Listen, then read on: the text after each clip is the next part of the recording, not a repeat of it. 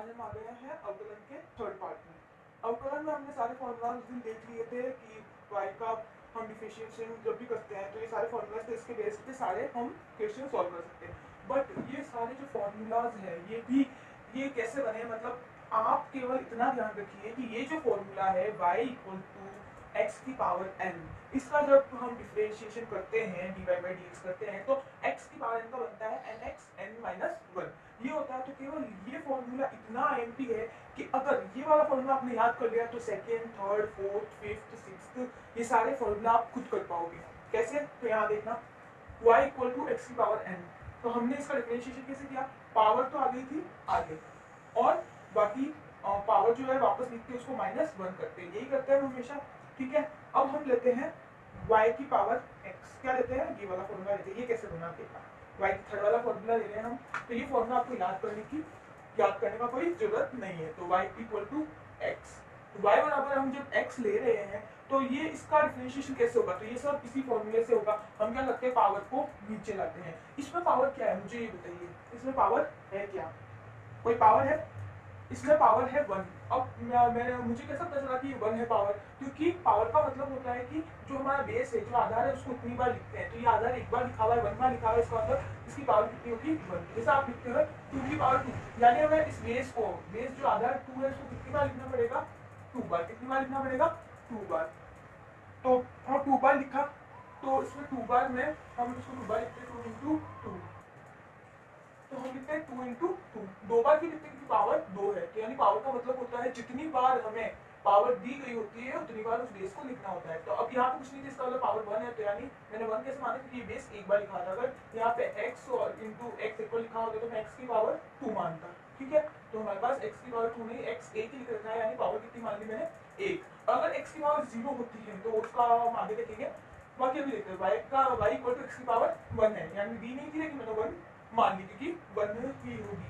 तो हम अब इस y का डिफरेंशिएशन करेंगे तो dy बाई dx बराबर आएगा, पावर को हम क्या करते हैं आगे लाते हैं, आगे लाओ 1 x का x और क्या हो जाएगा 1 माइनस 1, यानी पहले n का n लिखते हैं, जितनी पावर होती है उतना 1 1 लिखते हैं और माइनस में हम क्या करते हैं 1, तो माइनस 1, तो कितना आ गया x की पावर 1 माइनस 1 कितना हो जाएगा 0। अब x की पावर 0 का मतलब होता क्या है? आपको मैंने पहले बता दिया था, पावर का मतलब होता है उतनी बार उस पद को लिखना। तो यानी ये क्या है, इसमें तो कहा था एक बार लिखो पद को, इसमें 2 पावर यानी 2 बार लिखो इस पद को, यानी जो आधार है इसमें आधार x और इसकी पावर 0 यानी 0 बार लिखो, यानी x को लिखना ही नहीं है। तो x को लिखना ही नहीं है तो कितना बचेगा? 1 बचेगा। जब हम कह रहे हैं x को लिखना ही नहीं है तो क्या बचेगा? पीछे क्या बचता है? 1 ही बचता है। जैसे हम देखते हैं कि 2/2 डिवाइड करते हैं तो 2 से 2 कैंसिल, क्या बचता है? कुछ नहीं होता, तो 1 बचता है। तो वैसे ही x, तो यहाँ पे जब x नहीं हो तब 1 आएगा, बाकी कोई संख्या कांस्टेंट हो तो 0 लिख देते हैं, लेकिन x की बात करते हैं जब x नहीं लिखते तो क्या बचेगा? 1।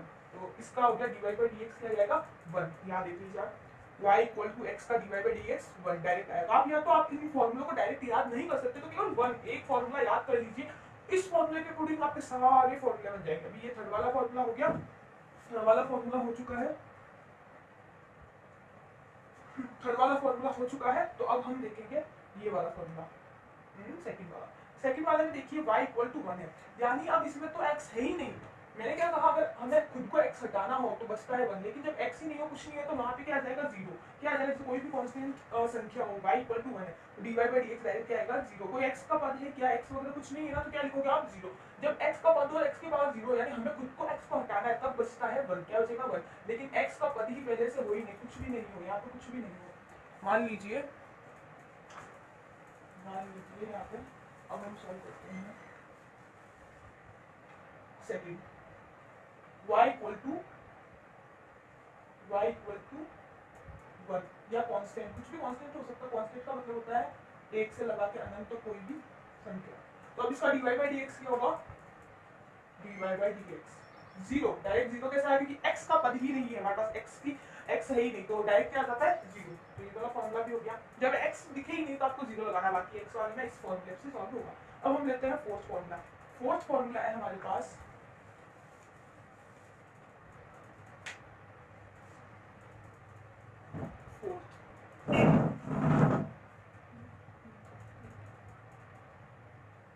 Fourth y equal to root x.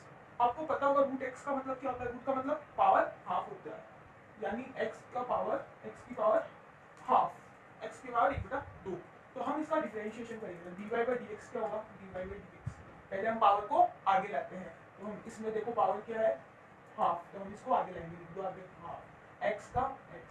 फिर क्या लेते हैं, पावर को आगे लाने के बाद पावर को वापस लिखते हैं, हाफ का हाफ लिखो पावर में, फिर माइनस माइनस करो 1, कितना माइनस करते हैं 1 माइनस करते हैं, फिर करो हाफ एक्स, हाफ में से माइनस 1 घटाओ तो कितना आएगा, हाफ में से जब आप 1 घटाते हैं तो हाफ आता है, लेकिन माइनस का हाफ आएगा, क्या क्योंकि 1 में से हाफ गया तो हाफ, लेकिन छोटी से बड़ी जाती है तो माइनस का चिन्ह लगता है। फिर आपको पता होगा हमेशा कि बड़ी जब हम माइनस प्लस करते हैं तो चिन्ह कौन सी संख्या का लगता है, बड़ी संख्या का, इन दोनों से बड़ी कौन सी है 1, कौन सा है माइनस का चिन्ह, तो माइनस का। तो आया हमारे पास 1/2 एक्स की पावर माइनस 1/2। अब हमें पता है हम पावर को मोस्टली कभी भी होता है तो हम पावर को हम माइनस में नहीं रखते, देखा होगा आपने कभी पावर को हम माइनस में रखते हैं क्या, नहीं ना। तो जब भी पावर को आप माइनस में रखते हैं तो उसको प्लस में करने के लिए हम क्या करते हैं, पावर को नीचे ले आते हैं, और पावर को नीचे लाते हैं तो उसके साथ में उसका जो जिस पर पावर लगी हुई वो भी आता है, तो वो भी नीचे जाएगा, यानी पूरा एक्स के साथ भी नीचे जाएगा। तो 1/2 ये ऊपर था, इनटू में एक तरह से, तो ये नीचे आएगा, एक्स नीचे आएगा, पावर प्लस में जाएगी हाफ, ये हो गई प्लस में। अब माइनस में लगाया ना मैंने, ये हो गई प्लस में पावर। तो अब देखिएगा क्या हो जाएगा, 1/2 एक्स की पावर हाफ का मतलब क्या होता है, एक्स की पावर हाफ का मतलब रूट लिख दो उसको, रूट हमारा y equal to root x का डिफरेंशिएशन हमारा क्या है, 1/2 रूट एक्स। देखते हैं हम यहाँ पे